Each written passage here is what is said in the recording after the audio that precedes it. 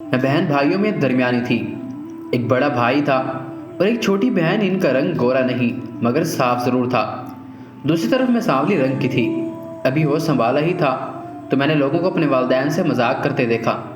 ये आपकी बेटी लगती नहीं कि अस्पताल में बदल गई थी, मगर वो हंसकर टाल देते थे। बहन भाइयों से लड़ाई होती तो इन्होंने भी यही कह देना था कि तुम तो हमारी बहन ही नहीं, अस्पताल में बदल गई थी। वालिदैन ने इन्हें रोक दिया था। कुछ वो उम्र के साथ समझदार हो गए।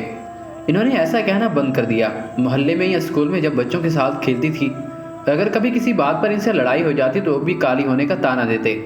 लड़ाई तो एक तरफ, बच्चे बच्चियां तो मजाक में भी मुझे रंग का ही करते थे। बात मजाक तक ही रहती तब भी ठीक था, मगर लोग तो संजीदगी में भी यही सोचते और कहते थे। मुझे वो दिन नहीं भूलता जब स्कूल की सालाना तकरीब में बच्चे ड्रामा कर रहे थे तो कैसे मेरी क्लास की दो लड़कियों ने मुझसे पूछा था कि क्या मैं ड्रामे में चुड़ैल का किरदार अदा कर लूँगी। इनको जवाब क्या देना था। इनकी संजीदगी देखकर मेरे दिल पर तो गोया छुट्टियाँ से ही चल गई। आंखों में आंसू लिए मैडम को शिकायत की तो वो भी समझाने लगी कि मुझे दिल बड़ा करना है और ये कि इस किरदार को अदा करने में कोई डर नहीं। और फिर वही हुआ जिसका डर था। रिश्ता ढूंढने के दिन आ गई और ये ढूंढ कुछ लंबी और कुछ मुश्किल ही हो गई।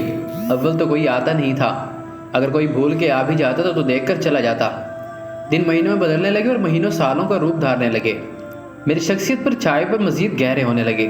सारे घर ने गोया संजीदगी की चादर ही ओढ़ ली। मेरी वजह से छोटी बहन के लिए भी रिश्ते न देखे जाते थे कि अगर इसकी शादी हो गई तो मेरे हवाले से रही, सही उम्मीद भी जाती रहेगी।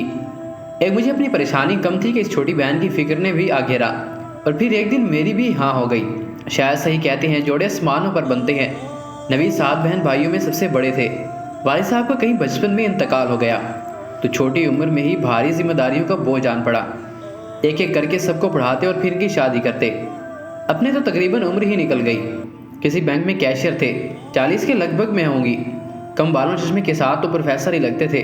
बहरहाल मेरा ख्याल रखने की हर मुमकिन कोशिश करते थे। और यूँ ज़िंदगी एक नई मोड़ पर चल पड़ी। शादी को अब तकरीबन 1 साल होने को है। अपनी तो जैसे तैसे गुजर ही गई है।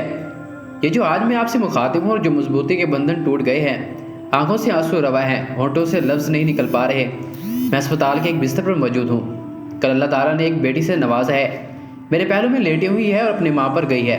मैं दुआ करती हूँ कि अल्लाह मेरी बेटी के नसीब अच्छे करे। बेशक हर मुश्किल के बाद आसानी है। अगर आज कोई मुश्किल में है तो कल को ज़रूर अल्लाह ताला उसके लिए आसानी पैदा करते हैं। ज़िंदगी में अगर मुश्किल वक्त ना आता तो अपनों का कैसा पता चलता कि कौन अपना है और कौन गैर। मुश्किल वक्त आ जाए तो किसी का एहसान ना लो, क्योंकि मुश्किल वक्त 4 दिन और एहसान ज़िंदगी भर का होता है।